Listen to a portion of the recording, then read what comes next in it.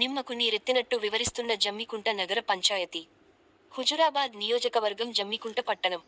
కరీంనగర్ జిల్లా హుజూరాబాద్ నియోజకవర్గం జమ్మికుంట పట్టణంలోని 6 వార్డ్ వాడైన హౌసింగ్ బోర్డ్ కాలనీవాసులు గది 10 సంవత్సరాల నుండి వర్షాకాలం రావడంతో ఉల్లికి పడడం ఖాయమని అనుకుంటూ జీవనం సాగిస్తున్నారు. కానీ ప్రతి సంవత్సరం వర్షాకాలంలో హౌసింగ్ బోర్డ్ కాలనీ నిట్ట నిలకడ మునుగడం మరియు వాళ్ళ ఇంట్లో నీళ్లు రావడం మరియు అధికారులు వచ్చి హౌసింగ్ బోర్డ్ ప్రజలకు మబ్బు పెట్టుకుంటా ప్రతి రాజకీయ నాయకుడు తమ ఓట్లు అడగడం హౌసింగ్ బోర్డ్ ప్రజలకు బోల్తా కొట్టడం గత 10-15 సంవత్సరాల నుండి ఒక్క నాయకుడు ముందుకు వచ్చి వారి యొక్క వర్షాకాలంలో ఆవేదన చూసుకుంటూ హౌసింగ్ బోర్డ్ ప్రజల యొక్క జీవితాంతం వారి యొక్క సమస్యలను పరిష్కారం అనేది లేకుండా పోయింది. దీనికి తగ్గట్టుగా మున్సిపల్ కమిషనర్ పిచ్చి చెట్లను తొలగించమని హౌసింగ్ బోర్డ్ ప్రజల ద్వారా ఫోన్ కాల్ చేస్తే కూడా విన్నట్టుగా వివరిస్తున్నారు.